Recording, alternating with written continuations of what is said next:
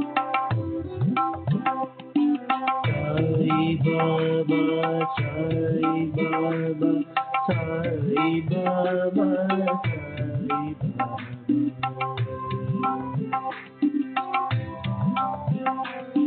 Sai Baba, Sai Baba, Sai Baba, Sai Baba. Sai Baba, Sai Baba, Sai Baba, Sai Baba.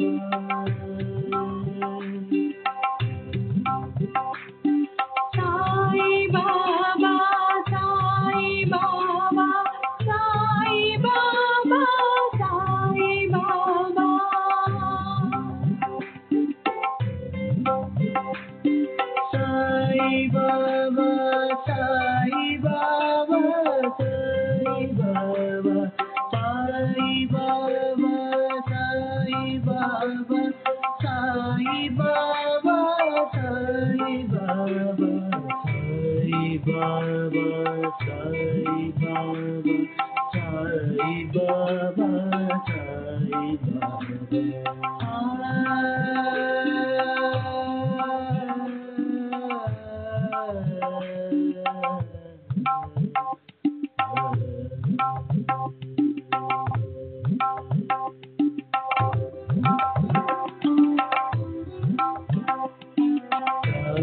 Baba, Sai Baba, Sai Baba, Sai Baba.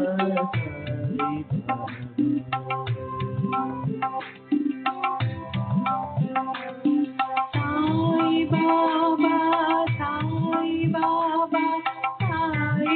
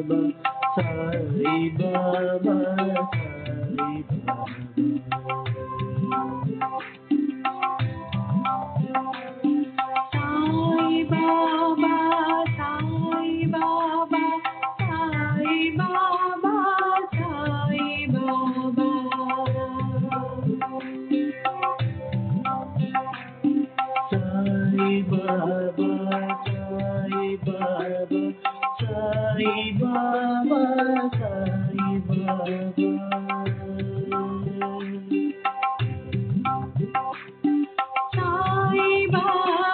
Sai Baba,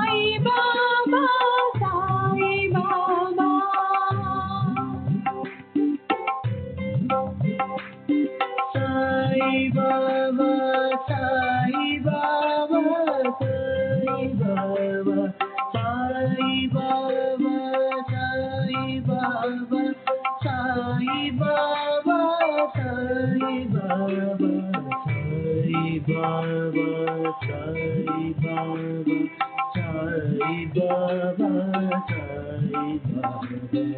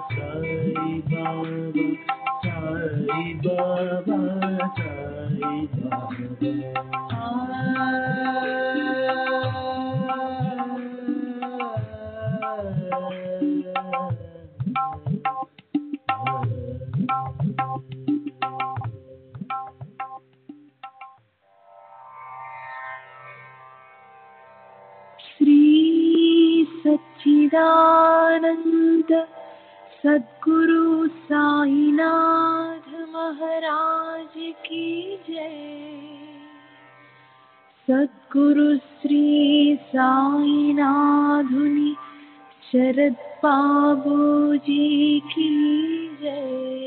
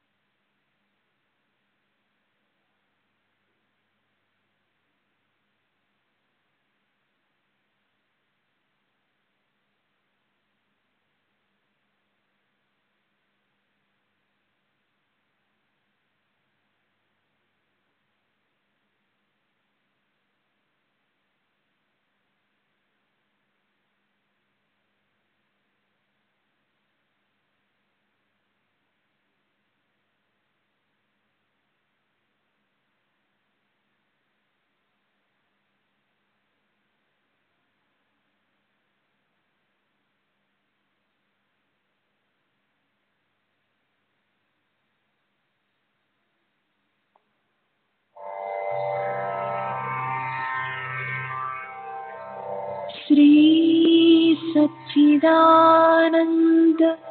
सद्गुरु साईनाथ महाराज की जय। सद्गुरु श्री साईनाथुनि शरद बाबूजी की जय।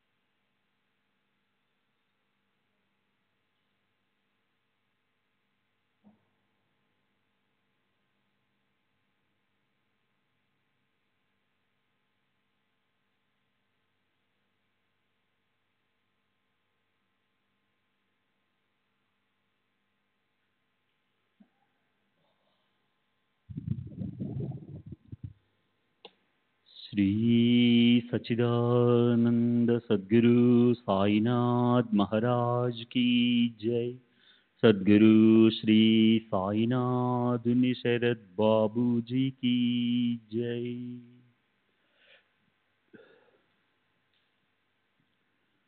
శ్రీ సాయినాథాయ నమః. శ్రీ సాయిబాబా సత్య చరిత్ర 43వ అధ్యాయం. గడిచిన అధ్యాయంలో సత్పురుషులు శ్రీ సాయినాథుని నిర్యాణం గురించి వర్ణించబడింది. మిగిలినది ఈ అధ్యాయంలో సంపూర్ణమవుతుంది. మనలో అలౌకిక ప్రేమను ఉత్పన్నం చేసే విషయంలో సాయి సర్వసమర్థులు. హేమాడ్ బందిగా ఆయన చరణాల్లో ఉన్న అనురక్తి చాలా గొప్పది. అందుకే ఆయన చరిత్ర వ్రాస్తున్నాడు. సాయియే భక్తి ప్రేమలనిస్తారు.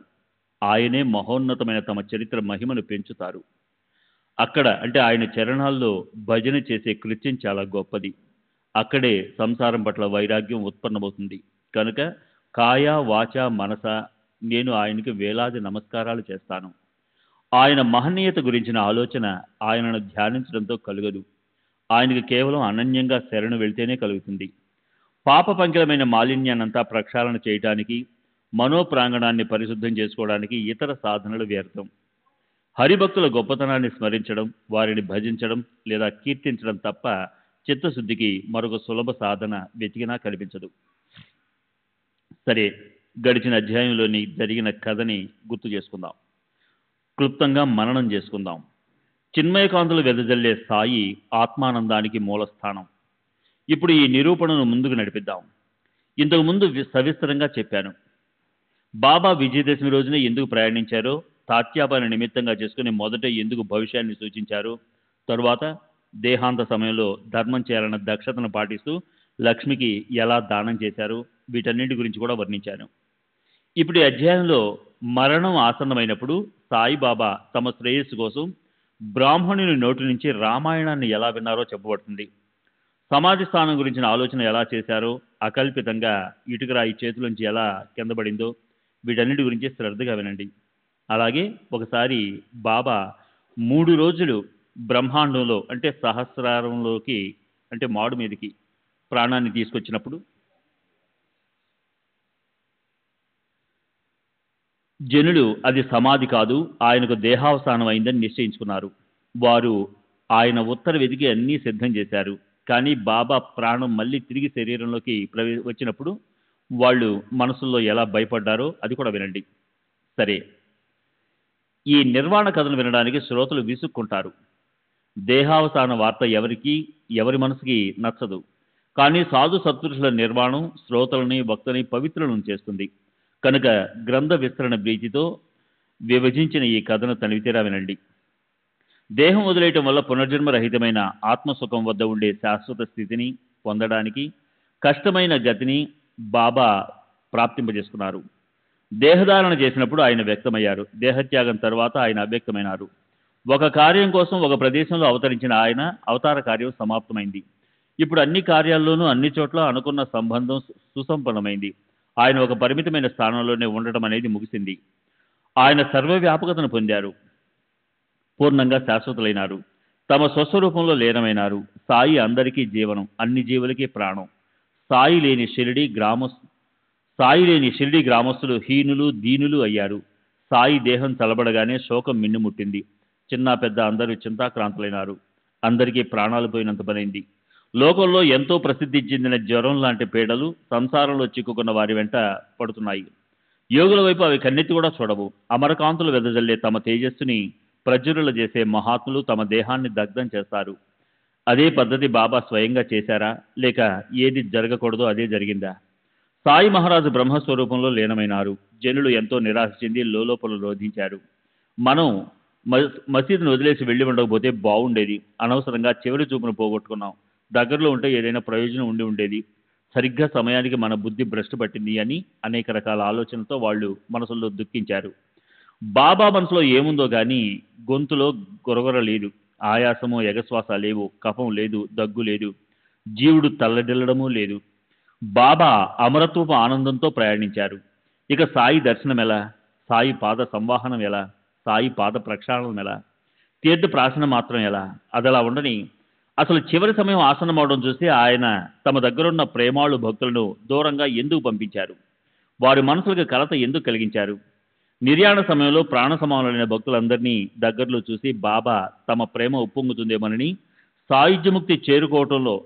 సాయుజ్యముక్తి ప్రాప్తింపజేసుకోవడంలో ప్రేమ పాశం అడ్డుపడుతుందని, సమయానికి వాటిని ఛేదించకపోతే వాసన రహితంగా అవటం కష్టమని, అలా జరగకుండానే ఒకవేళ దేహం పడిపోయి దానితో పాటు మరణం వచ్చి ప్రాణాలు అనంతవాయువులో లీనమైతే వెంటనే కొత్త సంసారం వెంటబడి వాసన సంత జరుగుతుందని, దీన్ని ఆపాలని సాధు సత్పురుషులు సదా సావధానులుగా ఉంటారు. బాబా మనసులోనూ ఈ ఆలోచన వచ్చింది. లోకంలో ప్రసిద్ధమైన ఈ సాంప్రదాయాన్ని నెలకొల్పాలి. మరణ సమయంలో ఈ సావధానతనే తాను ఉంచుకోవాలి. అందరినీ దూరంగా పంపించి ఏకాంతంలో ధ్యానం చేయవలసిన దేవుణ్ణి లేదా గురువు రూపాన్ని మనస్సుని గందరగోళంలో చిక్కనీయకుండా చిత్తం ఎదుటికి తీసుకురావాలంటే మొదట ఆ మనసుని శాంతింపజేయాలి. అంతే మతిహి సాగతిహి అంటే మరణ సమయంలో ఆలోచన ఎలా ఉంటుందో అలాగే మరుజన్మ లభిస్తుంది. ఈ సుప్రసిద్ధ సామెత అందరికీ తెలిసే ఉంటుంది. కనుక భగవద్భక్తులు దీన్ని స్వయంగా ఆచరణలోకి తెస్తారు. లోక వ్యవహారాలను పాటించడమే వీరి పద్ధతి. గీత 8వ అధ్యాయంలో భగవాన్ శ్రీకృష్ణుడు ఇదే చెప్పారు. అంతకాలేచ మామేవ స్మరన్ ముక్వా కలేభరం యః ప్రయాత సమద్భావం యాతి నాస్త్ర సంశయ యం వాపి స్మరన్ భావం త్యజత్యంతే కలేభరం తం తమే వైతి కౌంతేయ సదా తద్భావ భావితః. అంత్యకాలంలో నన్నే స్మరిస్తూ దేహాన్ని వదిలేసేవారు నా స్వరూపాన్ని పొందుతారు. ఇందులో సంశయం లేదు. అంత్యకాలంలో మానవులు ఏ ఏ భావాలను అంటే మానసిక స్థితులను గుర్తు చేసుకుంటూ దేహాన్ని వదిలేస్తారో వారు ఆ మనస్థితిలోనే లీనమవటం వల్ల దాన్నే పొందుతారు. శ్రీ సచిదానంద సద్గురు సాయినాథ్ మహారాజ్ కీ జై. సద్గురు శ్రీ సాయినాథ్ శరద్ బాబూజీ కీ జై.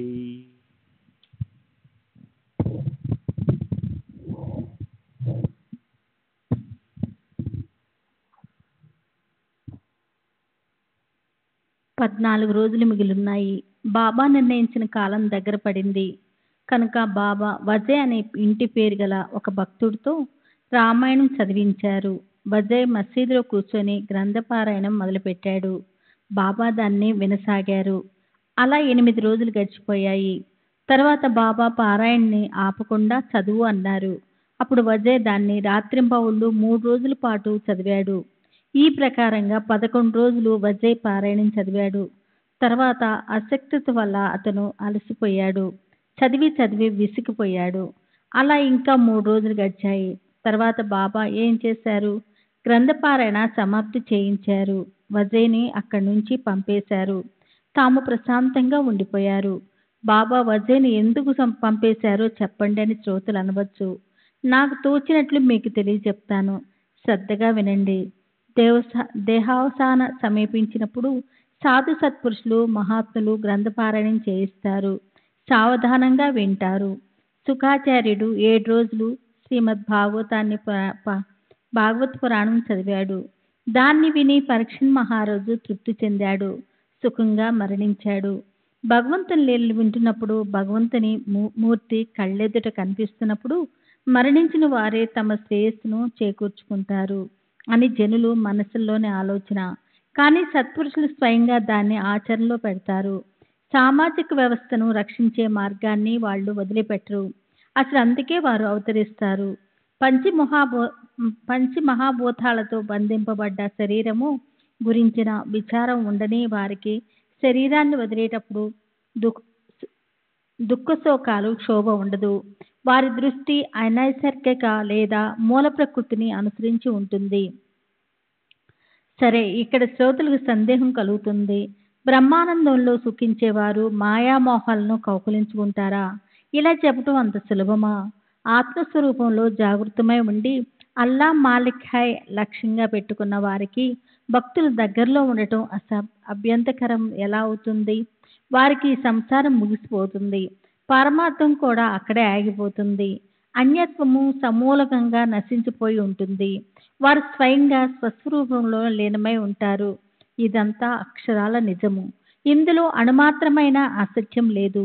కానీ సత్పురుషుల లోకంలో ఆదర్శం నెలకొల్పడానికి తమ అవతార కార్యం నెరవేర్చి కృతాకృతులవుతారు.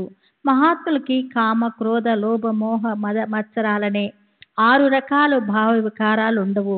వాళ్ళు నిరంతరము అవ్యక్త స్థితిలోనే ఉంటారు.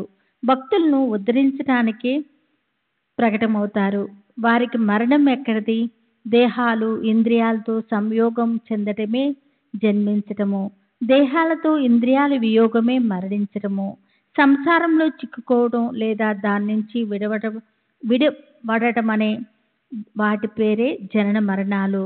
జన్మ వెనుక మరణం అంటిపెట్టుకుని ఉంటుంది. ఒక దాని నుంచి మరొకటి వేరుగా ఉండవు.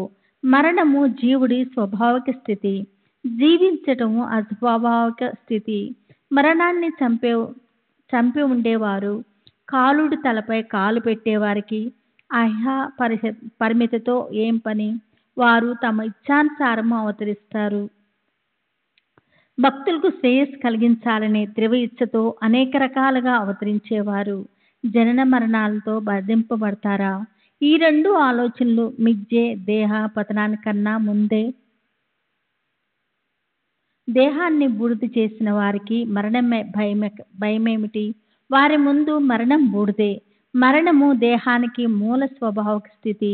జీవించటం దేహం యొక్క మార్పు చెందే స్థితి, అంటే మానసిక స్థిరత్వాన్ని చెరిపే స్థితి అని విచారశీలరైన వారు భావిస్తారు. సాయి సమర్థులు పరమానంద భరితులుగా ఉండేవారు. ఆయనకి దేహం ఉత్తనం అవడం తెలియదు, లేదా దేహం యొక్క అస్తిత్వం గురించి తెలియదు. వారికి దేహానికి మరణం అనేది ఎక్కడ? సాయి మహారాజు పూర్ణ పరబ్రహ్మ, ఆయనకి జనన మరణాలు ఎక్కడ? బ్రహ్మయే సత్యము అనిపిస్తూ మిగిలిన జగత్తు మిథ్య అనిపించే వారికి దేహ స్పృహ అనేది ఎక్కడ?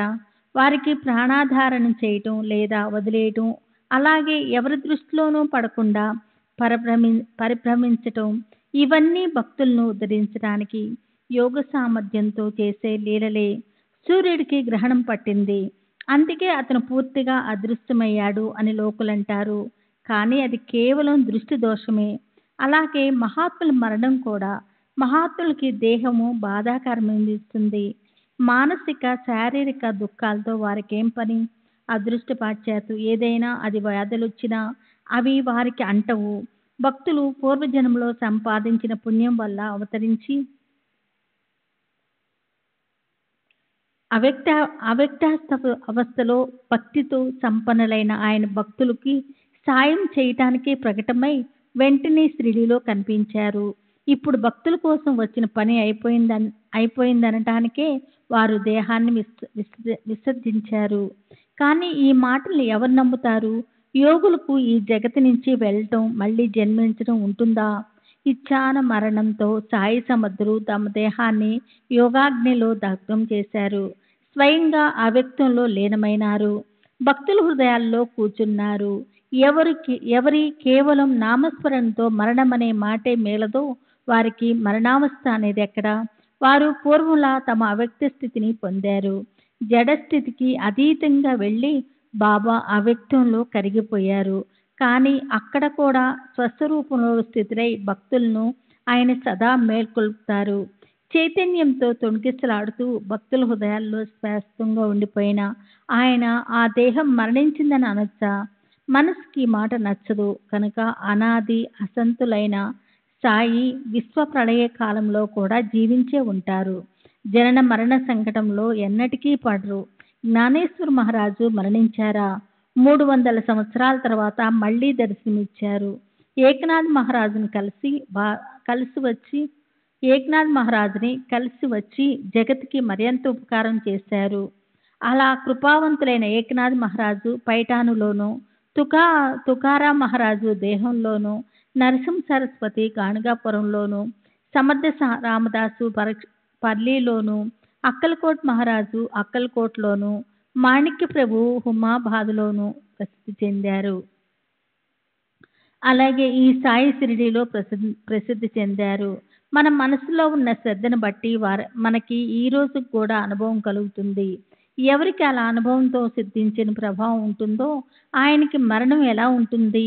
భక్తుల కార్యాల్లో సాయం చేసే సాయి షిరిడీలో తమ దేహాన్ని ఉంచేశారు. కానీ ఆయన జగత్తులోని సమస్త స్థావర జంగమ వస్తువుల్లో స్వస్వరూపంలో నిండి ఉన్నారు.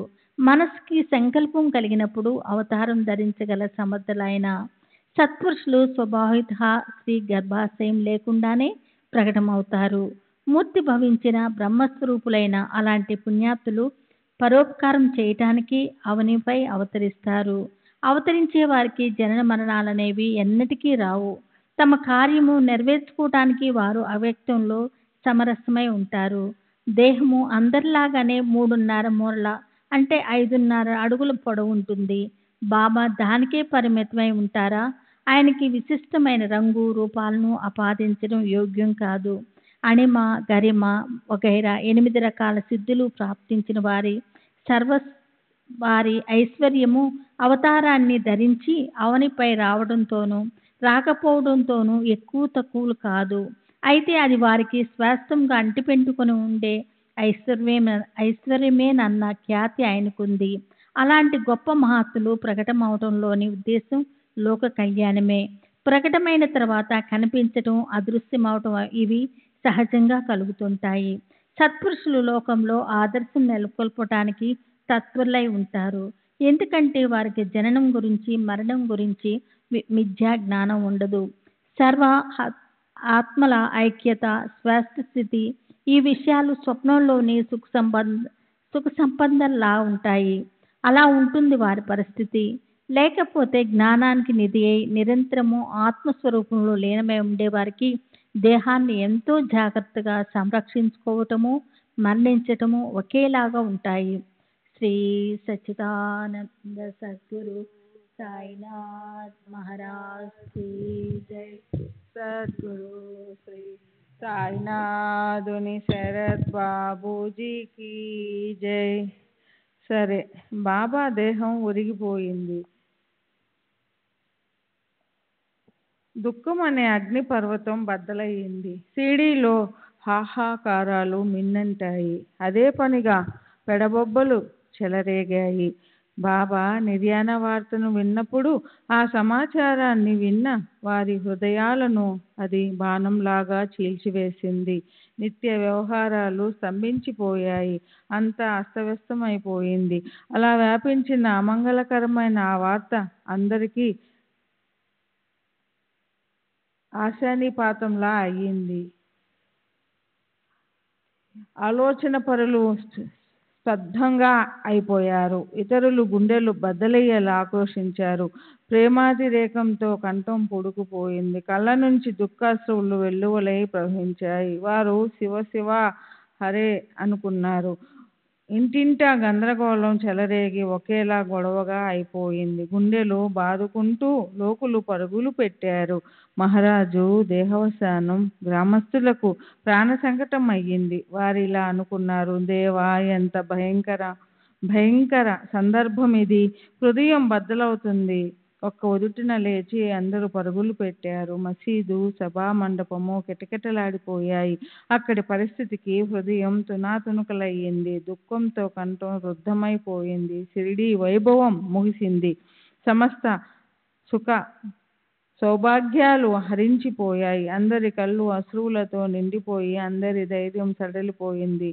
సప్తపురిలో ఒంటిగా పరిగణించేదాన్ని బాబా ద్వారకామాయి అని సదా నిశ్చయంతో అంటూ ఉండేవారు. ఆ మసీదు గొప్పతనాన్ని ఏం చెప్పగలం? నిర్యాణం కానీ, ఈ జగత్తుని వదిలి వెళ్ళడం, నిర్వాణం, పూర్ణ శాశ్వతమైన శాంతి లేదా విశ్రాంతి కానీ, నిధానం కానీ, ద్వారక సాయుధ్యముక్తి స్థానం. ఈశ్వరుడి సతత ధ్యానం వారికక్కడ స్థానం లభిస్తుంది.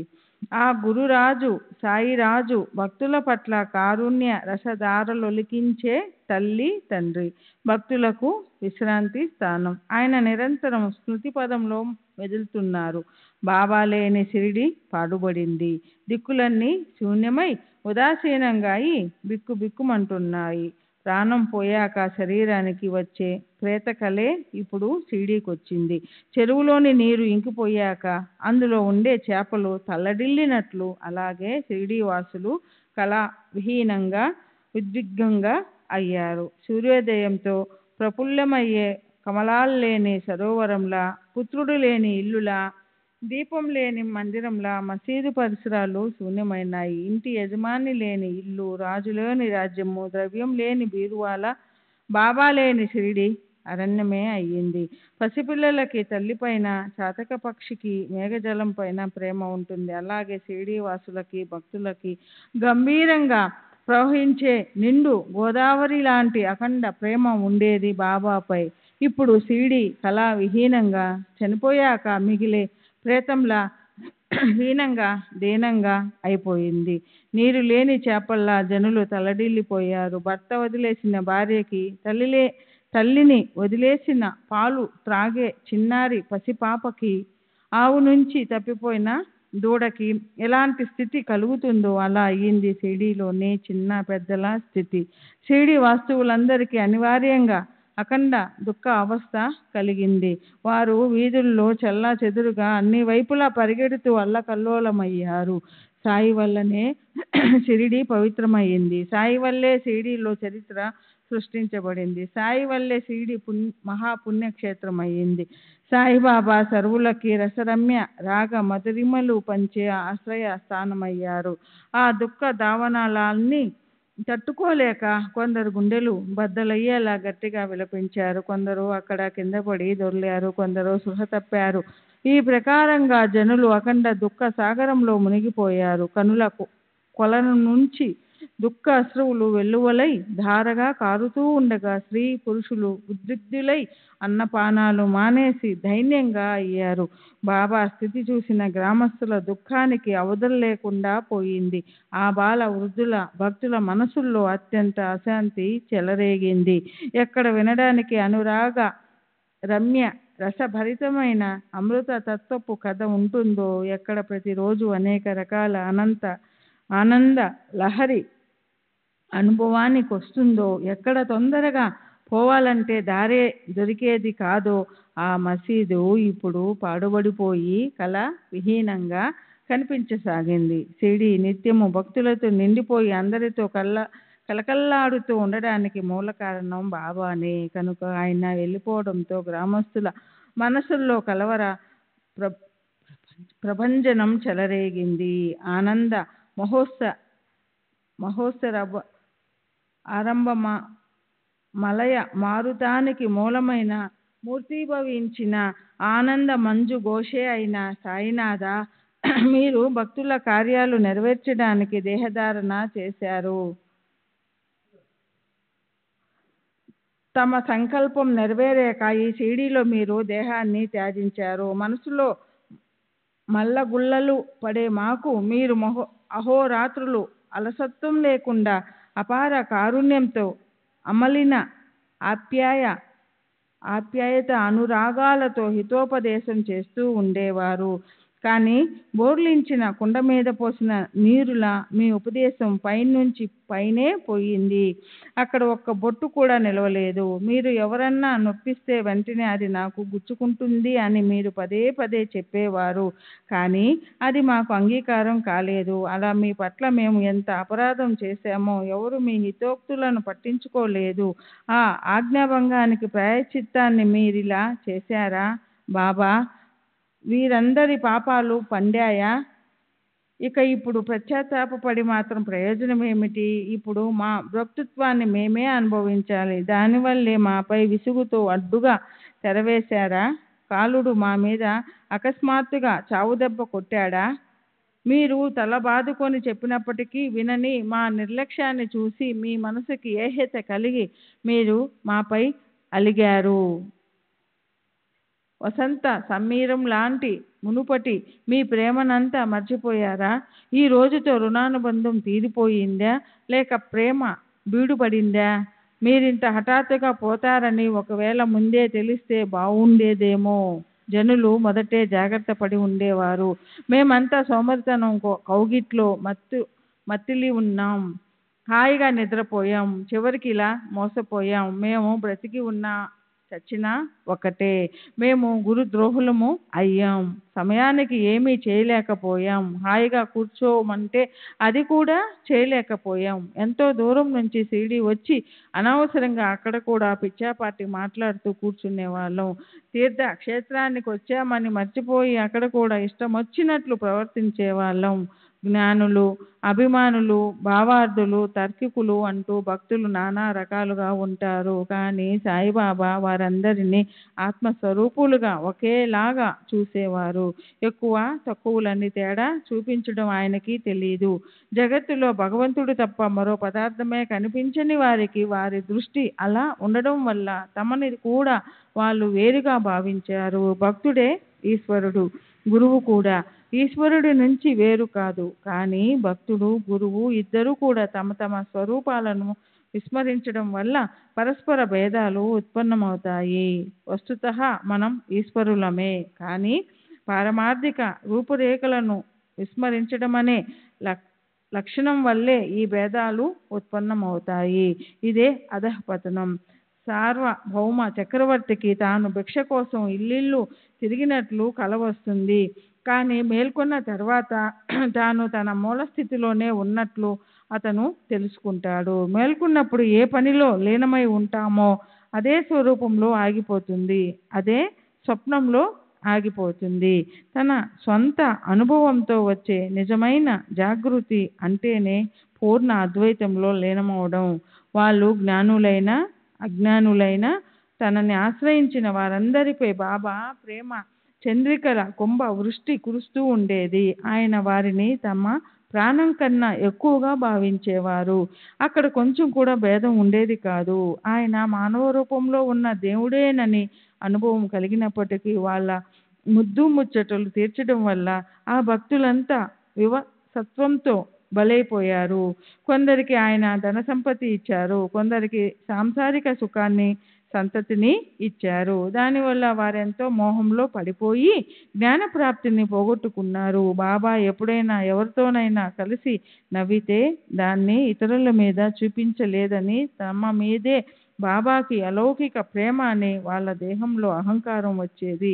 అదే ఎవరి మీదనైనా బాబా కోపంతో మాట్లాడితే వాళ్ళిలా అనేవాళ్ళు, వాళ్ళంటే ఈయనకి ఇష్టం లేదు, మా పట్లే ఆయనకి ఆదర ఉంది, ఇతరులను ఆయన గౌరవించరు. అలా మాలో మేము పోటీలు పడుతూ ఉంటే బాబాకి ఆ భావం స్వప్నంలో కూడా ఉండేది కాదు. మేము అనవసరంగా మా హితాన్ని పోగొట్టుకున్నాం, కర్తృత్వాన్ని కూడా విస్మరించాం. అదృష్టవశాత్తు పరబ్రహ్మ సగుణమూర్తిగా మన ప్రక్కనే ఉండగా నిజమైన కర్తవ్యాన్ని మర్చిపోయి పరిహాసాలనే ఇష్టపడ్డాం.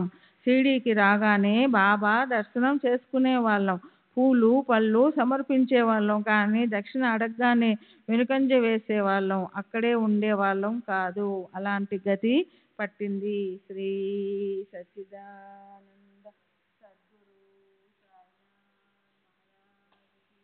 జై. సద్గురు శ్రీ సాయినాథుని శరత్ బాబూజీకి జై. మాకు మా హితాన్ని గురించి చెప్తున్నప్పుడు మా క్షుద్ర దృష్టి చూసి నిజంగానే మీకెంతో కష్టం కలిగి నిజధామానికి వెళ్ళిపోయారా బాబా? ఇప్పుడు స్వానందంలో నిమగ్నమైన మీ ఆ స్థితి మళ్ళీ మా కళ్ళకు కనిపిస్తుందా? ఆనందమయమూర్తి వెళ్ళిపోయింది కాదు, పోగొట్టుకున్నాం. ఇక జన్మాంతరాల్లో కూడా ఆయనను చూడలేం. అయ్యయ్యో, మనదంత ఘోర కర్మ. మన చేతులారా మనం సాయి సకుణ్ణి పోగొట్టుకున్నాం. ఏ కారణము లేకుండానే అలాంటి కారుణ్యమూర్తిని మనం పరాయివాడిగా చేసుకున్నాం. ఎవరిని బాధించకూడదు, అది మంచిది కాదు, దానివల్ల నాకు దుఃఖం కలుగుతుంది అనే బాబా మాటలను మనం గుర్తుపెట్టుకోకుండా యథేచ్ఛగా దెబ్బలాడుకున్నాం. భక్తులకు బాధలు కలిగిస్తూ మనం సాయినాథుణ్ణి పోగొట్టుకున్నాం. ఆయన ఉపదేశించిన విషయాలు గుర్తుకొస్తున్నాయి. దానికి ఇప్పుడు పశ్చాత్తాపం కలుగుతోంది. 8 సంవత్సరాల పిల్లవాడైన ఈ జగత్తులో నేను తరువాత ప్రకటమవుతాను అని మహారాజు భక్తులతో చెప్పారు. మూల గ్రంథంలోని ఉపోద్ఘాతం. అందులో కీర్తిశ్రేష్ఠులు కాకాసాహెబ్ దీక్షిత్ ఇలా అంటారు: ఈ రచయితతో మహారాజు స్వయంగా ఒకసారి ఇలా అన్నారు, ఇప్పుడు నేను పోతున్నాను, తరువాత 8 ఏళ్ల వాడిగా వస్తాను. ఇక్కడ పాఠకులు 8 సంవత్సరాల వాడినై అన్న మాటలు గుర్తుపెట్టుకోవాలి. దీనికి 8 సంవత్సరాల పిల్లవాడిగా ప్రకటమై అన్న స్పష్టం అర్థం వస్తుంది. ఇవి మహాత్ముల మాటలు. ఎవరు వీటిని వ్యర్థమైన మాటలుగా అనుకోకూడదు. కృష్ణావతారంలో శ్రీ విష్ణువు అదే పని చేశారు. దేవకీ మాత ముందు బందిఖానాలో 8 సంవత్సరాల వయసులో అందమైన తేజోమయమైన రూపంతో శస్త్రధారణ చేసిన 4 చేతుల కృష్ణుని మూర్తి ప్రకటమైంది. దానికి కారణం అతనిలో పాపభారాన్ని తొలగించడానికైతే ఇక్కడ దీనభక్తులను ఉద్ధరించడమే ఉద్దేశ్యం. ఇప్పుడు మనం మనసులో సందేహం పెట్టుకోవడం ఎందుకు? మహాత్ముల కుశలతను మనం తెలుసుకోలేం. ఇది ఒక జన్మకు సంబంధించిన విషయం కాదు. మునుపటి 72 జన్మల రుణానుబంధం అని బాబా తమ భక్తులతో కథలు చెప్పేటప్పుడు చెప్పారు. అలా సుమధుర సోయగాలు వెదజల్లే తమ ప్రేమతో మోసగించి మహారాజు ప్రవాసానికి వెళ్ళిపోయారు అనుకున్నా ఆయన తిరిగి వస్తారు అనే భక్తుల మనసుల్లో పూర్తిగా విశ్వాసం ఉంది. ఎంతమందికో ఆయన ప్రత్యక్షంగా దర్శనమిస్తారు, ఎందరికో స్వప్నంలో అనుభవాలిస్తారు, అనేకులకు రహస్యంగా లీలలు చూపిస్తారు. అభక్తులకు ఆయన గుప్తంగా ఉంటారు, కానీ భావిక భక్తులకు ఆయన వాళ్ళున్న చోటనే కనిపిస్తారు. వారి వారి మనస్సులో ఉన్న భావాన్ని బట్టే వారికి అనుభవాలు కలుగుతాయి. చావడిలో ఆయన గుప్త రూపంతో, మసీదులో పరబ్రహ్మ రూపంతో, సమాధి మందిరంలో సమాధి తీసుకున్న రూపంతో, సర్వత్రా సుఖరూపంతో ఉంటారు. కనుక భక్తులు ఇప్పుడు సాయి సమర్థులకు ఈ జగత్తులో ఉండడానికి ఏ అడ్డు లేదని నిశ్చయం చేసుకోవాలి. ఆయన అక్షయంగా అఖండంగా ఇక్కడ ఉంటారు. దేవుడు తన నిజధామానికి పోతాడు, కానీ మహాత్ములకు ఇక్కడే బ్రహ్మత్వం ప్రాప్తిస్తుంది. వారికి రాకపోకలు తెలియవు, వారు ఇక్కడే ఆనంద సుధాస్రవంతుల్లో ఐక్య రూపంలో ఉంటారు. కనుక చిన్న పెద్దలందరికీ నమ్రతాపూర్వకంగా నమస్కరించి విన్నపం చేస్తున్నాను, దీన్ని ఉత్సాహంగా వినండి. ఉత్తమ కీర్తి ఉన్న వారి సాంగత్యం కలుగుగాక, గురు చరణాల విందాల్లో నిష్కామ ప్రీతి కలుగుగాక, గురు గుణాలను వర్ణించడంలో ఆసక్తి నిర్మల భక్తి ఉత్పన్నమగుగాక, గురు పాదాల్లో చెక్కు చెదరని అఖండ భక్తి కలుగుగాక, స్నేహానుబంధాన్ని దూరం చేయక భక్తులు అహోరాత్రులు సుఖ సంపన్నులుగా ఉందురుగాక. శ్రీ సచ్చిదానంద సద్గురు సాయినాథ్ మహారాజ్ కీ జై. సద్గురు శ్రీ సాయినాథ్ బాబూజీ కీ జై. సరే, తరువాత సాయిబాబా దేహానికి యోగ్యంగా ఉత్తర క్రియలు ఎలా చేయాలా అన్న ఆలోచన బాబా శిష్యులకి గ్రామస్తులందరికీ వచ్చింది. శ్రీమాన్ బాపు సాహెబ్ బూటి గొప్ప భావిక భక్తుడు. రాబోయే కాలానికి స్మారక చిహ్నంగా అతను అతి పెద్ద భవనాన్ని శాశ్వతంగా నిర్మించాడు. ఆ శరీరాన్ని ఎక్కడ ఉంచాలి అన్న విషయంలో 36 గంటలు తర్జన భర్జనలు జరిగాక జరగవలసింది జరిగింది. ఒకరు ఇలా అన్నారు, ఈ ప్రేతాన్ని హిందువులు స్పృశించకూడదు, దీన్ని సమారంభపూర్వకంగా ముస్లింల శ్మశానానికి తీసుకెళ్దాం. మరొకరు, ఈ ప్రేతాన్ని బహిరంగ స్థలంలో పెట్టి అక్కడ ఓ అందమైన సమాధిని కట్టాలి, అందులో దీన్ని శాశ్వతంగా పెట్టాలి అన్నారు. కుశాల్ చంద్ మార్వాడి, అమీర్ షక్కర్ల ఆలోచన కూడా అదే. కానీ ఈ శరీరం వాడాలో ఒరగని అన్నారు బాబా. రామచంద్ర పాటిల్ గొప్ప నిశ్చయము కార్యదక్షత కలవాడు. అతను కూడా ఒక గ్రామాధికారి, బాబాకి మంచి భక్తుడు. అతను గ్రామస్తులతో, మీ ఆలోచన ఏదైనా కానివ్వండి, మాకది అసలు సమ్మతం కాదు. బాబాని వాడాకి బయట వేరే చోట క్షణం కూడా ఉంచకూడదు అన్నాడు. హిందువులు తమ ధర్మాన్ని అనుసరించి, ముస్లింలు తమ మతానుసారంగా ఆలోచించసాగారు. ఏది యోగ్యమో ఏది కాదో అన్న దాని గురించిన చర్చ రాత్రంతా జరుగుతూనే ఉంది. ఇటువైపు లక్ష్మణ్ మామ తన ఇంట్లో గాఢ నిద్రలో ఉన్నప్పుడు తెల్లవారుజామున బాబా అతని చేయి పట్టుకొని ఇలా అన్నారు, లే, వెంటనే పద, ఈరోజు బాపు సాహెబ్ జోగు రావటం లేదు, నేను మరణించానంటూ అనుకుంటున్నాడతను. నిత్యాచ తజ, పూజతో పాటు నీవు నా కాకడా ఆరతి ఇవ్వు. ఇది విని వెంటనే ఎప్పటిలాగే పూజా సామాగ్రి తీసుకొని లక్ష్మణ్ మామ సరిగ్గా సమయానికి మసీదుకొచ్చాడు. పూజ చేయటానికి సిద్ధమయ్యాడు. అతను షిరిడీలో గ్రామస్తులకు జ్యోతిష్యం చెప్తాడు. అతను పంచాంగం చదివి ముహూర్తాలు పెట్టే పండితుడు. మాధవరావుకి అతను స్వయంగా మేనమామ. ప్రతిరోజు ప్రాతకాలంలో అతను బాబాకి పూజ చేసేవాడు. మామ గొప్ప కర్మఠుడైన బ్రాహ్మణుడు. తెల్లవారుజామునే స్నానం చేసి ఉతికిన దుస్తులు ధరించి అతను బాబా దర్శనం చేసుకునేవాడు.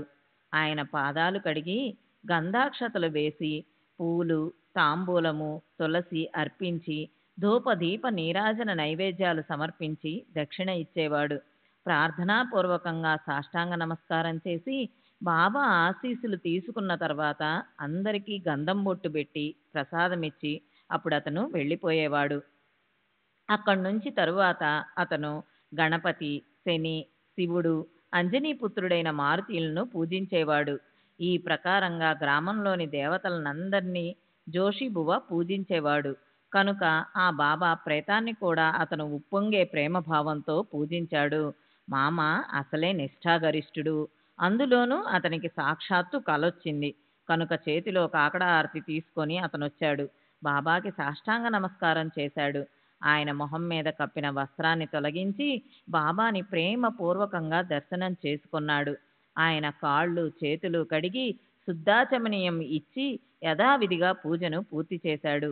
మౌల్వి మొదలైన ముస్లింలు ఆయన్ని స్పృశించవద్దని చెప్పినా కానీ మామ వారి మాట వినలేదు. బాబాకి గంధం పూశాడు. పూజను పూర్తి చేశాడు. కళేబరమే అయినా అది సాయి సమర్థులది, తమ ఆరాధ్య దైవానిది. అది హిందువుదా లేక ముస్లిందా అన్న ఆలోచన మామకి కల్లో కూడా లేదు. ఆ పూజ్య శరీరం జీవించి ఉన్నప్పుడు ఆ పూజ ఎంత సమారంభంతో జరిగేది. అదిప్పుడు ప్రేతమైందని పూజా వైభవం కేవలం ఔపచారిక పైపైన లేదా వివరంగా కాలేదు. అందులోనూ ప్రస్తుతపు బాబా స్థితిని చూసి మామ అసలే దుఃఖంతో ఖిన్నుడై ఉన్నాడు. పునర్దర్శనం దుర్లభం అని అనుకుంటూ చివరి పూజ చేయటానికి అతనొచ్చాడు. కనుల కొలనులు నీటితో నిండిపోయాయి. మామ బాబా స్థితిని చూడలేకపోయాడు. అతని కాళ్ళు చేతులు వణకసాగాయి. మనసు స్తబ్దమైంది. సరే, మూసి ఉన్న ఆయన పిడికిల్ని తెరచి అందులో తాంబూలము దక్షిణ ఇచ్చి ఆ కళేబరాన్ని మునుపటిలాగానే కప్పేసి మామ వెళ్ళిపోయాడు. తరువాత మధ్యాహ్న హారతిని బాపూసాహెబ్ జోగు ఎప్పటిలాగే ఇతరులతో కలిసి చేశాడు. సరే, తరువాతి వృత్తాంతం రాబోయే అధ్యాయంలో చెబుతాను. అలా బాబా దేహానికి ఎంతో ఉత్కృష్ట ప్రదేశంలో హిందూ ధర్మాన్ని అనుసరించి ప్రేత సంస్కార విధి చేయబడింది. బాబాతో అనేక సంవత్సరాలు సహజీవనం చేసినా ఆయనకిష్టమైన ఇటుక పగిలిపోయి ఆయన దేహాంతంలోని అశుభ స్థితి అది సూచించింది. సరిగ్గా ఇలాంటి సందర్భమే 32 సంవత్సరాలకు ముందు ఆయన తమ ప్రాణాన్ని బ్రహ్మాండంలోకి సహస్రారం తీసుకెళ్ళినప్పుడు వచ్చి ఉంటే ఎలాంటి కఠిన అవస్థ ప్రాప్తించి ఉండేదో, భక్త మహాసభపతి ఎలా అహోరాత్రులు బాబాను కాపాడాడో, అందరూ ఆశలకు నీళ్లు వదిలేసినప్పుడు బాబా ఎలా లేచారో అదంతా తరువాతి అధ్యాయంలో చెప్పబడుతుంది. అలా ఆ యోగాచార్యుడు ఆమరణ బ్రహ్మచర్యాన్ని ఆచరించారు. ఆయన జ్ఞానుల్లో శ్రేష్ఠులు. ఆయన ఐశ్వర్యాన్ని ఏం వర్ణించగలం? ఆయన అలాంటి గొప్ప మహాత్ములు. ఆయనకి సద్భావంతో నమస్కరిద్దాం. దీనుడైన హేమాడ్ ఆయన్ని అనన్యంగా శరణు అన్నాడు. సర్వులకి శుభమస్తు. ఈ ప్రకారంగా సత్పురుషులు సజ్జనులు ప్రేరణ కలిగించిన భక్త హేమాడ్ పంత్ రచించిన శ్రీ సాయి సమర్థుల సచ్చరిత్రలోని శ్రీ సాయినాథుల నిర్యాణం 2 అనే పేరు గల 43వ అధ్యాయం ముగిసింది. శ్రీ సద్గురు సాయినాథార్పణమస్తు. శుభం భవతు. శ్రీ సచితానంద సద్గురు సాయినాథ్ మహారాజ్ కీ జై. సద్గురు శ్రీ సాయినాథుని శరత్ బాపూజీకి జై. 43వ అధ్యాయానికి పరిపూర్ణ వివరణ. ఈ అధ్యాయంలో బాబా నిర్యాన్ని గురించిన వర్ణన చదివితే మానవులు తమకు ఉత్తమ గతిని ప్రాప్తించడం కోసం మరణ సమయంలో చేయవలసిన దాన్ని బాబా ప్రత్యక్షంగా చూపించాలనిపిస్తుంది. మరణ సమయం ఆసన్నమైతే రామాయణ, భాగవతం లాంటి గ్రంథాలు ఎవరి చేతనైనా చదివించుకొని వినాలి. అప్పుడు మానవుల లక్ష్యం సంసారం నుంచి తొలగి భగవంతుడి వైపు మరలుతుంది. పారమార్థికం పైన, మోక్షం పైన మనసులో ఆలోచన కలుగుతుంది. అంతే మతిం సాగతిం. మరణించే రోజు దగ్గర పడితే ప్రేమ బంధాలు అడ్డుగా వస్తాయని, ప్రేమ ఉన్న దగ్గరి బంధువులను దూరంగా పంపేయాలి. దగ్గరున్నప్పటికీ వారితో మాట్లాడడం ఆపేయాలి. ఎందుకంటే భావన అనే ఉద్వేగం కలిగితే వాసన పెరిగి జనన మరణ చక్ర పరిభ్రమణ వచ్చి మీద పడినట్లే. మరణానికి ముందు చివరి ద్రవ్యము లేదా ధాన్యాన్ని యోగ్యమైన వ్యక్తికి లేదా సంస్థకి దానం చెయ్యాలి. ఈ ప్రకారంగా అంత్యకాలంలో మనసుని ఈశ్వరుని పైన లేదా గురువు పైన ఏకాగ్రం చేసి ప్రశాంత చిత్తంతో ప్రాణాన్ని వదలాలి. అలాగే నిర్యాణమైన మర్నాటి తెల్లవారుజామున బాబా దాసగనుకి పండరీపురంలో లక్ష్మణ్ మామకి షిరిడీలో స్వప్నంలో వెళ్ళి ఏదో సూచించినట్లు పైన వర్ణించబడింది. దానిపై బాబా ఏం సిద్ధం చేశారంటే, తను దేహత్యాగం చేసినా కూడా తాను ఈ జగత్తు నుంచి పోరు.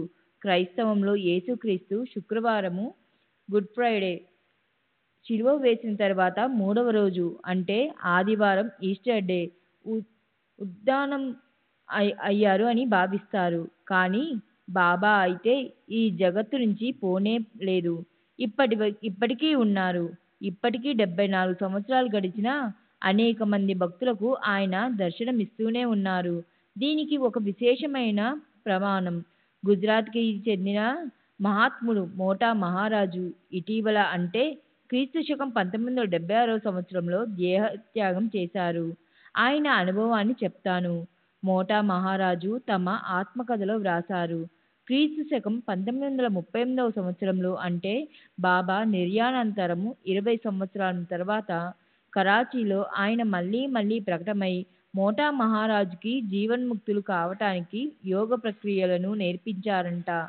మోటా జీవించి ఉన్నప్పుడు అనేక మంది మహాత్ములు ఆయనకి మార్గదర్శకత్వం వహించారు. కానీ ఆయన అనేదేమంటే శ్రీ సాయిబాబానే తమకు సాధనలో అంతిమ స్వరూపాన్ని ఇచ్చారని. సరే, మొత్తానికి బాబా ఈ క్రింద చెప్పబడ్డ మాటలను నిజం చేసి చూపించారు. నా ప్రాణం పోయినా సరే నా మాటలను ప్రమాణంగా భావించండి. నా ఎముకలు సమాధి మీకు ధైర్యాన్నిస్తాయి. నేనే కాక నా సమాధి మీతో మాట్లాడుతుంది. దాన్ని అనన్యంగా శరణన్న వాళ్ళతో అది ఉంటుంది. నేను మీ కళ్ళ ఎదుట లేనన్న చింతను మీరు పెట్టుకోకండి. మీతో అవి మీ హితాన్ని మాట్లాడతాయి. నా ఎముకలు మీతో ముచ్చటించడం మీరు వింటారు. నిత్యము నేను జీవించి ఉంటాననే సత్యాన్ని మీరు తెలుసుకోండి. నిత్యము దీన్ని అనుభవించండి. శ్రీ సచ్చిదానంద సద్గురు సాయినాథ్ మహారాజ్ కీ జై. సద్గురు శ్రీ సాయినాథుని శరత్ బాబు జై. ఇంకా చెప్పాలంటే 155వ ఓవిలో కళేబరాన్ని ఎక్కడుంచాలన్న విషయంలో 36 గంటల పాటు తర్జన భర్జనలు చేసిన తరువాత జరగవలసిందే జరిగింది అన్నారు. కానీ అందులో 36 గంటలన్న మాట సరిగా అనిపించదు. బాబా నిర్వాణం మంగళవారం అక్టోబర్ 15వ తారీఖు మధ్యాహ్నం సుమారు 2 గంటల 30 నిమిషాలకు జరిగింది. దాని తరువాత 36 గంటల చర్చ జరిగింది అని అంటే బుధవారం అక్టోబర్ 16వ తారీఖున రాత్రి 2:30 గంటలకు కావాలి. తరువాత బాబా దేహం వాడాలో సమాధి చేయటం 17వ తారీఖు గురువారం జరగవలసి ఉంది. కానీ తెలిసిన భక్తులు విన్నపం మీద బాబా దేహాన్ని షిరిడీలో ఊరేగించి బుధవారం అంటే అక్టోబర్ 16వ తారీఖున సాయంకాలం బుట్టివాడలో సమాధి చేరారని నిశ్చయపూర్వకంగా చెప్పబడింది. అంటే ఈ విచారణ చర్చ 24 గంటల పాటు జరిగింది. అంటే బుధవారం 16వ తారీఖు మధ్యాహ్నం 2:30 గంటల తరువాత జరగలేదు. కనుక ఇక్కడ 36 గంటలన్న మాటగా అర్థాన్ని మరి అక్షరాలా తీసుకోకుండా కవి చెప్పినది అతిశయోక్తి అలంకారమని భావించాలి. చర్చ చాలా గంటలు జరిగిందన్న వ్యవహారిక అర్థాన్ని తెలుసుకోవాలి అని నాకు అనిపిస్తుంది. ఇది వారు కూడా 11వ అధ్యాయంలో 4 వాయిదాల్లో 40,000 రూపాయలు నాకు ఇస్తావా, 40 లక్షలు అడిగినా ఇస్తాను, వేలే ఏమిటి? 8వ అధ్యాయంలో ఒకే రోజులో 12 సార్లు భిక్ష కోసం గ్రామంలోకి వెళ్ళేవారు. హేమాడ్ పంతు దీనికి అతిశయోక్తి అలంకారం వాడారు. ఈ విషయం గురించి అలాగే లక్ష్మణ్ మామకి స్వప్నం వచ్చిన రోజు గురించి బాబా నిర్వాణ సందర్భంలోని అనేక విషయాల గురించి ఎన్నో సందేహాలు భక్తులకున్నాయి. వాటిని పోగొట్టడానికి వారికి ఆ విషయంలో ఎంతో స్పష్టమైన మరింత సరియైన సమాచారం లభించాలని శ్రీ సాయిలీల మొదటి సంవత్సరం 11వ మాసపత్రిక పేజీలో ముద్రించబడిన శ్రీమంత్ బాపూసాహెబ్ బుట్టి అల్లుడు Shri Ganesh Govind Narke MA Calcutta MSc Manchester the honourable Shri Ganesh Shrikrishna Khaparde advocate అమరావతికి సిడి నుంచి 5/11/1918 రోజున వ్రాసిన ఉత్తరం కింద ఇవ్వబడినది. శ్రీ దాదాసాహెబ్ గారికి ఒకటి కృపని అవలంబిస్తూ శిరాసంచి చేసే సాష్టాంగ నమస్కారాలు విన్నపం గురించిన విశేషాలు. మీరు నాగపూర్కి చెందిన చిరంజీవి కేశవరావుకి పంపించిన ఉత్తరాన్ని వాళ్ళు ఇక్కడ బాపు సాహెబ్కి పంపించారు. దానికి సంబంధించిన సమాచారాన్ని బాపు సాహెబ్ చెప్పిన విధంగా మీకు చెప్తున్నాను. సెప్టెంబర్ చివరిలో పూణేలో నేను చేస్తున్న ఉద్యోగం కాల పరిమితి అయిపోయాక నేను ఇక్కడికి అక్టోబర్ 2వ తారీఖు వచ్చాను. అప్పుడు శ్రీ సమర్థులు అనారోగ్యంతో ఉన్నారు. సుమారు సెప్టెంబర్ 28వ తారీఖున శ్రీవారికి జ్వరం వచ్చింది. ఆ తరువాత 17వ రోజున ఆయన దేహాన్ని విసర్జించారు. జ్వరం 2-3 రోజులే ఉంది, కానీ ఆ తరువాత ప్రయోపవేశం చేసినట్లు శ్రీవారు అన్నం తినడం మానేశారు. దానివల్ల రోజు రోజుకి శరీరంలో శక్తి అనేది అసలు లేకుండా పోయింది. సమర్థులు మాట్లాడిన కొద్ది మాటలు నిర్వాణ సూచకంగా ఉన్నాయి, కానీ అది ఎవరూ గుర్తించలేకపోయారు. ఆయనకు జ్వరం వచ్చినప్పుడు బయట నుంచి వచ్చే భక్తుల్లో కేవలం కాకాసాహెబ్ మాత్రమే ఉన్నాడు, కానీ అతన్ని వెంటనే బాబా స్వయంగా ముంబైకి పంపేశారు. తరువాత సమర్థులు ఆరోగ్యం గురించి సమాచారాన్ని విని ఆయన నిర్వాణానికి 3-4 రోజుల ముందు వచ్చేశాడు అతను. దీనికి 1.5-2 సంవత్సరాల ముందు నుంచి నానాసాహెబ్ నిమస్కర్ శ్రీ సమర్థుల దగ్గరుండి రాత్రింబవళ్ళు ఆయన సేవ చేసేవాడు. అది మనందరికీ తెలుసు. వీళ్ళు కాక బుట్టి, జోగు, బాటే, మాధవరావు మొదలైన భక్తులు షిరిడీలో ఉన్నారు. శ్రీ సమర్థులు రోజులో 2 సార్లు లెండికి గ్రామంలో భిక్షకి వెళ్ళటం లాంటివి జరుగుతూనే ఉన్నాయి. శ్రీ సమర్థులు వ్యవహారాలకి నడిచే వెళ్ళేవారు, కానీ 2 వైపులా ఆయన్ని భక్తులు పట్టుకునే ఉండేవారు. బాపుసాహెబ్ బుట్టి నిమోన్కర్ ఇంచుమించు శ్రీవారిని ఎత్తుకొని తీసుకెళ్లేవారు. తరువాత నిర్వాణానికి 1-2 రోజుల ముందు ఈ వ్యవహారాలకి ఉదయం పూట భిక్ష ఆగిపోయాయి. శ్రీ సమర్థులు చింతించకండి మొదలైన మాటలంటూ అందరికీ ధైర్యం చెప్పేవారు. తమ ప్రయాణ సమయం గురించి ఎవరికీ తెలియనివ్వలేదు. సమర్థులు అఖండంగా సావధానులై ఉన్నారు. చివరి క్షణం వరకు సావధానులై భక్తులకు ధైర్యం చెప్తూనే ఉన్నారు. అక్టోబర్ 15వ తారీఖు మంగళవారం మధ్యాహ్నం ఆరతి తరువాత బాపుసాహెబ్, కాకాసాహెబ్ వగైరా భక్తులకు భోజనానికి ఇళ్లకు పంపేశారు. వీరందరూ మసీదులో శ్రీ సమర్థులతో కలిసి రోజు భోజనం చేసేవారు. ఆ రోజు ఆ ప్రకారంగా వాళ్ళని ఇళ్లకు పంపేసి తాము ఇక్కడ ఈ లోకాన్ని వదిలి వెళ్ళిపోయారు. అప్పుడు దగ్గర లక్ష్మీబాయి పాటిల్ భార్య, భయ్యాజీ, బాగోజీ, బాలాసింపే, వాళ్ళ లక్ష్మణ్, నానాసాహెబ్ నిమోన్కర్, ఇంకా కొందరు భక్తులున్నారు. మాధవరావు దేశపాండే కింద మెట్ల మీద కూర్చుని ఉన్నాడు. ఆయన లక్ష్మీబాయి సింధేకు జేబులోంచి కొన్ని రూపాయలు తీసిచ్చారు. కొద్దిసేపు అయ్యాక ఇలా అనసాగారు. అరే ఇప్పుడు నాకిప్పుడు బాగాలేదు. వాడాలోనికి బుట్టి యొక్క దగ్దీవాడ అని శ్రీవారు దగడి వాడ లేక వాడ అనేవారు. తీసుకెళ్తే నాకు బాగుంటుంది. ఇదే ఆయన చివరి ఆజ్ఞ. తరువాత అలాగే జరిగింది. భయ్యాజీ దేహం మీద ఆయన ప్రాణాలు వదిలారు. శ్రీ సమర్థులు ఎప్పటిలాగే కూర్చునే ఉన్నారు. ఎంతో అనారోగ్యంలో కూడా శ్రీ సమర్థులు కూర్చునే ఉన్నారు. చావడిలో కొద్దిసేపు మాత్రమే నిద్రించేవారు. శ్రీవారి శ్వాస తగ్గిపోసాగింది. బాగోజీది గమనించి క్రింద కూర్చుని ఉన్న నానాసాహెబ్ నిమోన్కర్తో ఈ విషయం చెప్పాడు. నానాసాహెబ్ నీటి పాత్ర తీసుకొని సమర్థులకు నీరు త్రాగించాడు. ఆ నీరు నోటిలోంచి బయటకు వచ్చేస్తుంది. అప్పుడు అతను దేవా అని గట్టిగా అరిచాడు. శ్రీవారు ఒక్కసారి కళ్ళు తెరిచి చూశారు. మెల్లగా ఊ అని పలికి తమ ప్రయాణం సాగించారు. మంగళవారం మధ్యాహ్నం సుమారు 2:30 గంటలకు ఆయన దేహాన్ని వదిలేశారు.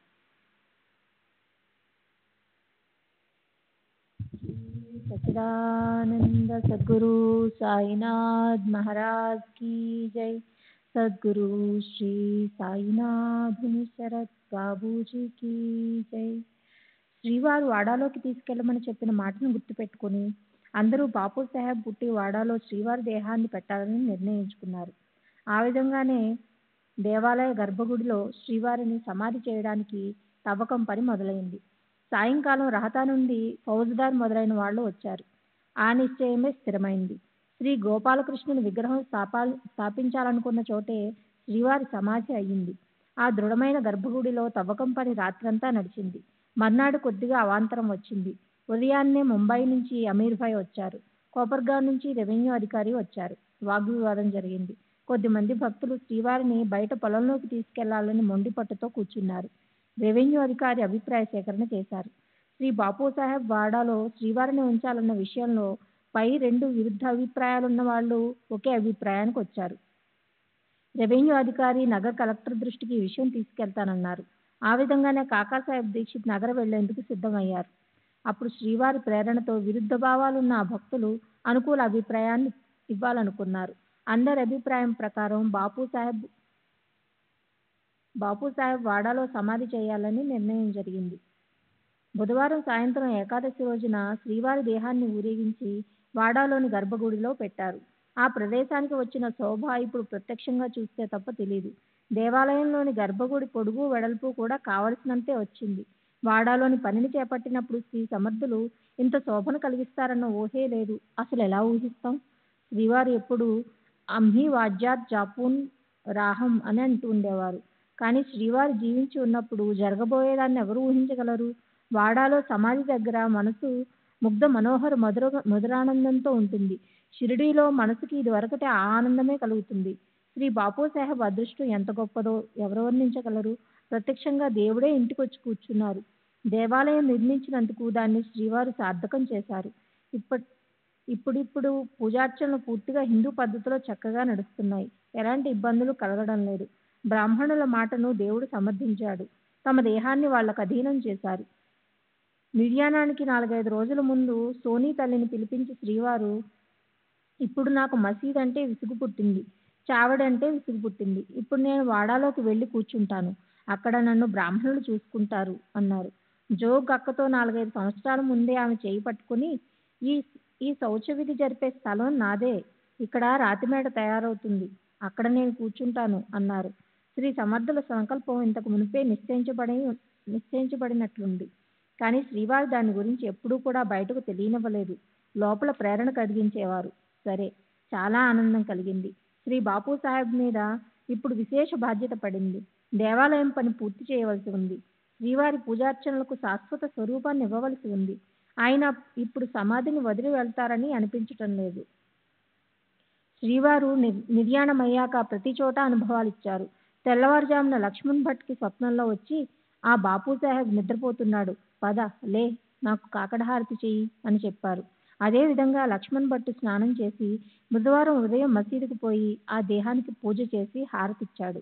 పండరీపురంలో దాసగణ కలలోకి వచ్చి ఇలా చెప్పారు, మసీదు కూలిపోయింది. అపరిమితంగా పూలు తెచ్చి నా దేహం మీద కప్పు.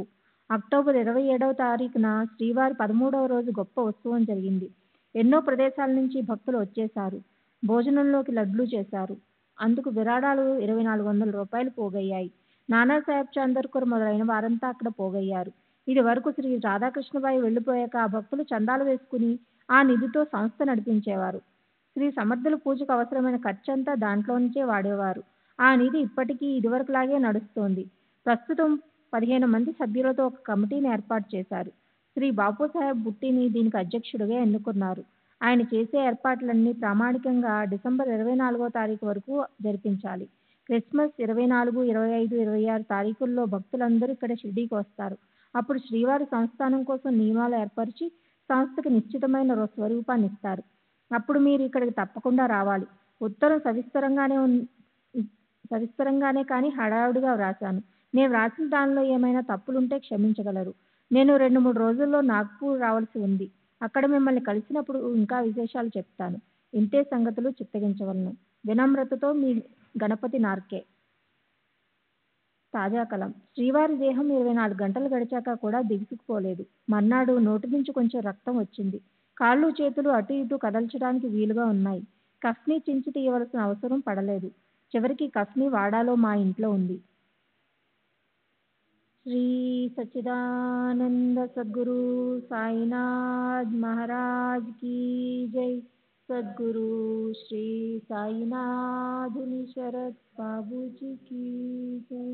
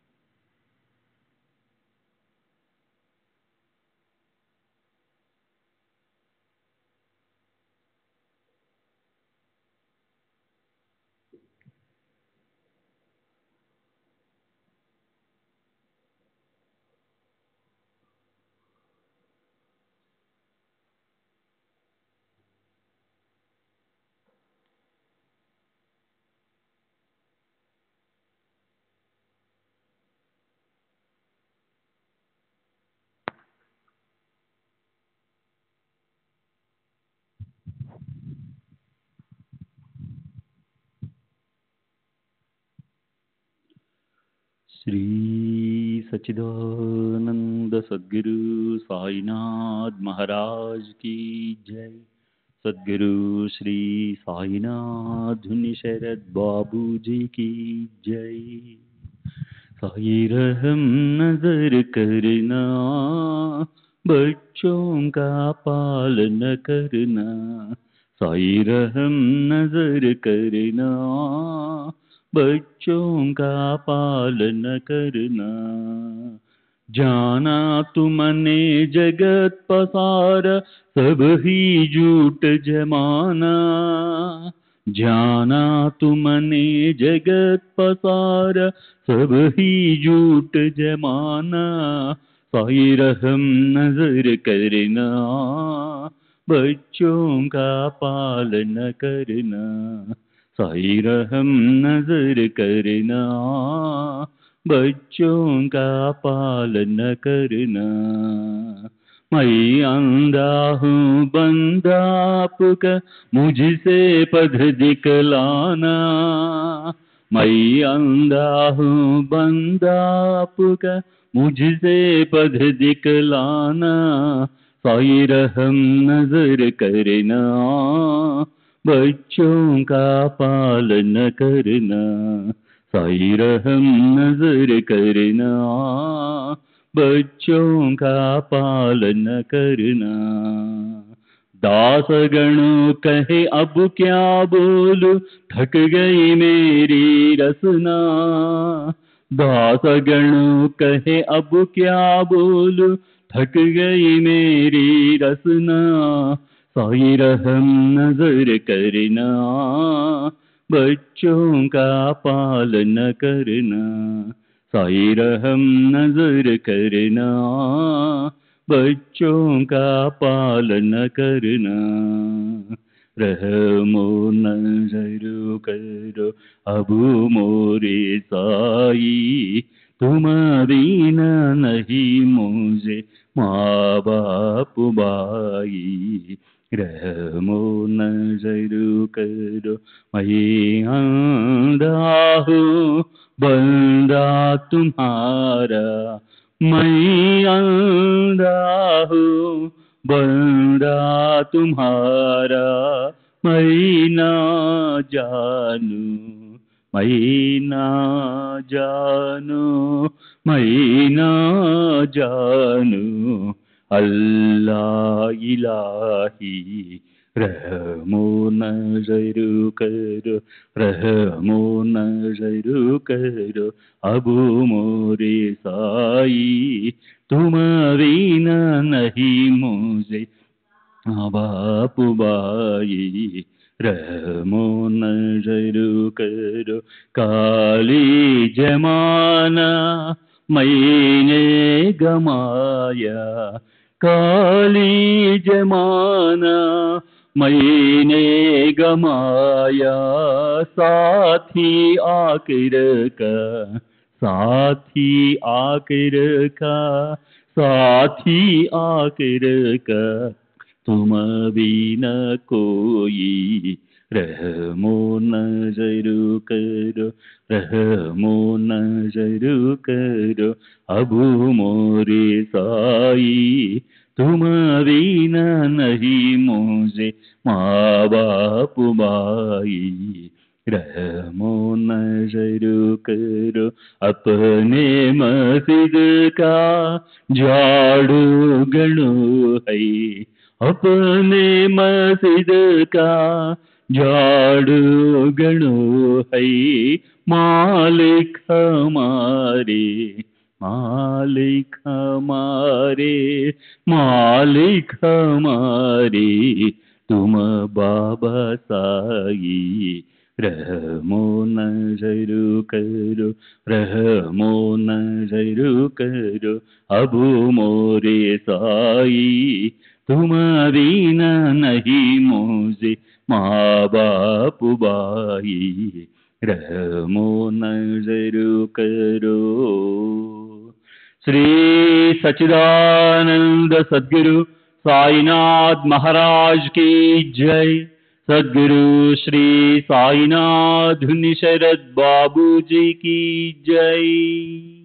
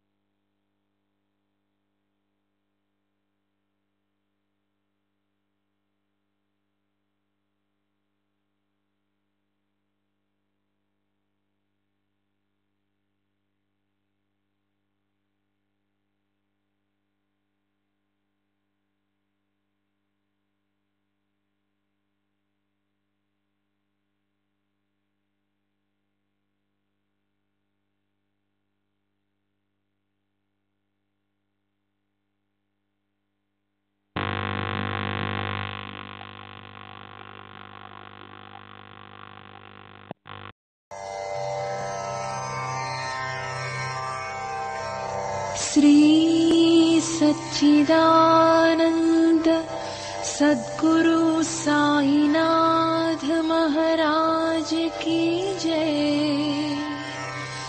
सद्गुरु श्री साईनाथुनि शरद बाबू जी की जय।